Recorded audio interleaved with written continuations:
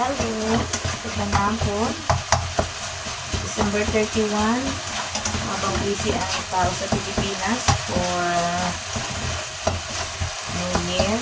Sa pagsalubong ng bagong taon, 2026. Tayo naman, busy tayo dito sa Isong-Keong. Isong-Keong. Para sa padinay sa ating amo. Kasi dito hindi nila masyadong yung Christmas at New Year. Alipin tayo.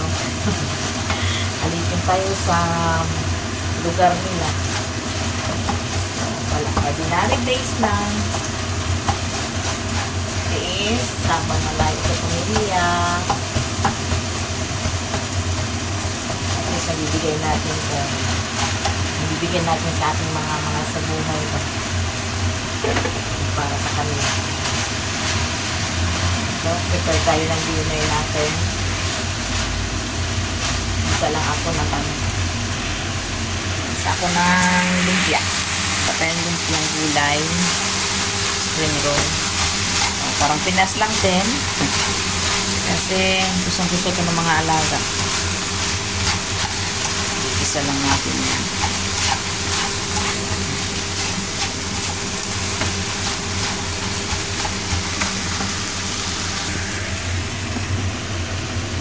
Ano lang yan? Giniling, repolyo, carrots. Tapos lalagyan natin mamaya ng supahon.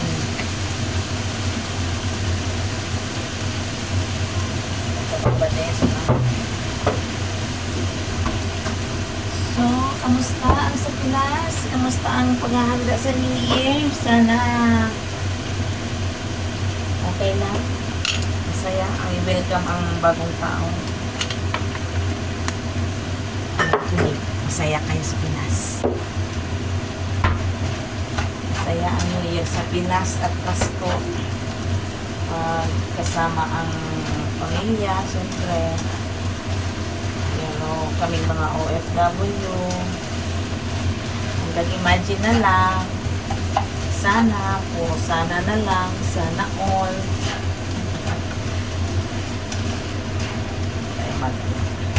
Ano talaga ang buhay. Ang buhay.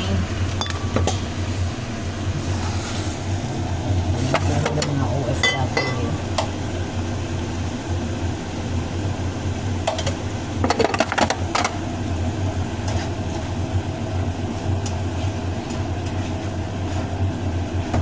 Wala lang, lilipas lang.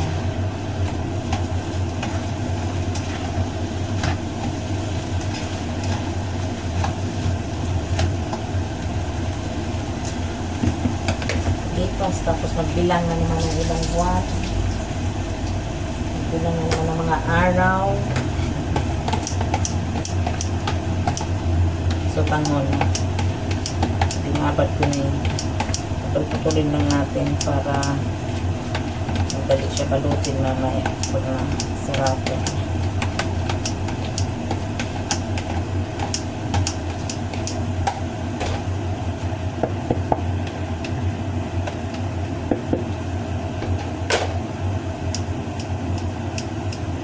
Prepare natin ito.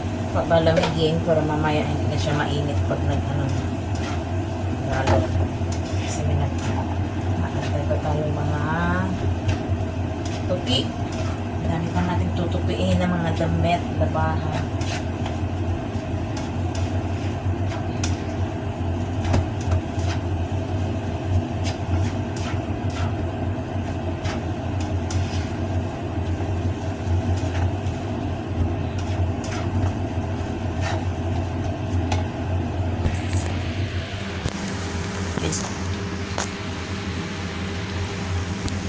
Ganyan na siya. Malapit na yan.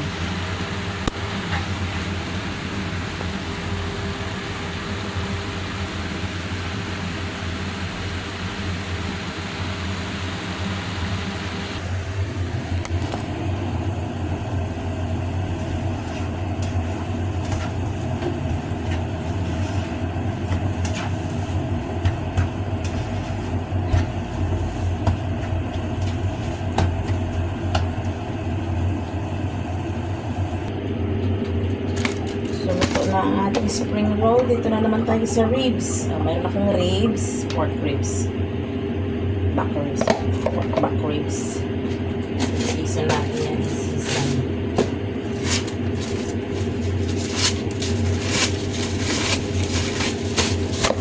Pwede natin.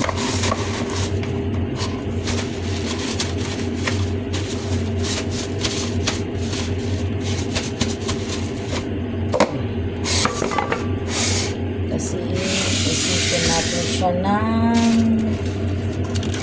season. Season natin siya ng season.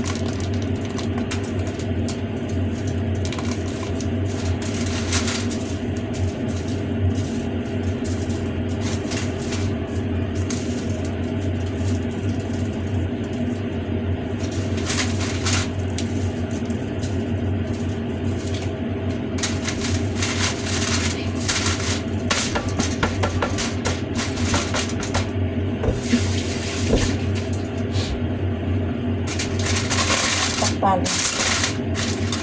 Tapos i-bake natin siya mamaya. Ako pa naman.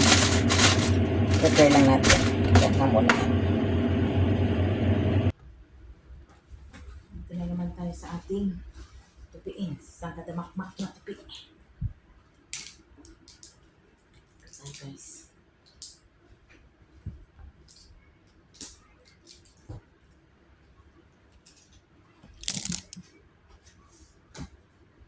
Ito yung mga nilabhan ko kahapon na hindi natuyo. Natuyo na rin. Kaso lang, parang ang lamig. So, ang ginawa ko, nilagay ko sa isang kwarto. Saka, tinutukan ng humidifier. Medyo mainit-init. Meron pa nga ako doon nakasampay.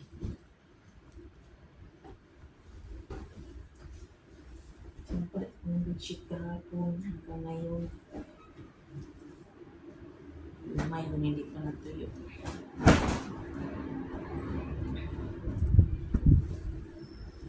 Pagkabuhay, kunyang, kusina, all around sarsa. Dito guys, swerte ko lang dito sa amo natin. Hindi sila masilan sa mga damit mo. Bedsheet, ganyan. Tupi mo lang. Ganda ang pagkakatupi. Tapos, may ibang katulong talaga na ano yan, may ibang amo na kailangan talaga plancha. Kahit pang bahay, plancha. Kaya araw-araw sila namamalansya.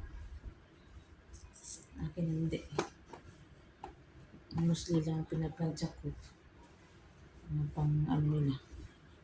Pang opisina ba? Yun lang.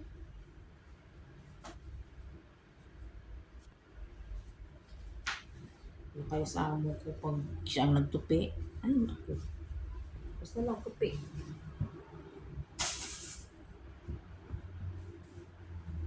Ano yung alaga ko? Hindi na masila sa damit. Suot mo yan. Sa damit niya gusto niyang isuot. Suot niya yan. Tinupi mo na siya ng mga ayos. Hindi naman marunong mag-ayos doon sa kabinet niya. Kusot. Pero pag sa ibang ano yan, susuot mo na, ipapaplansya ka sa'yo.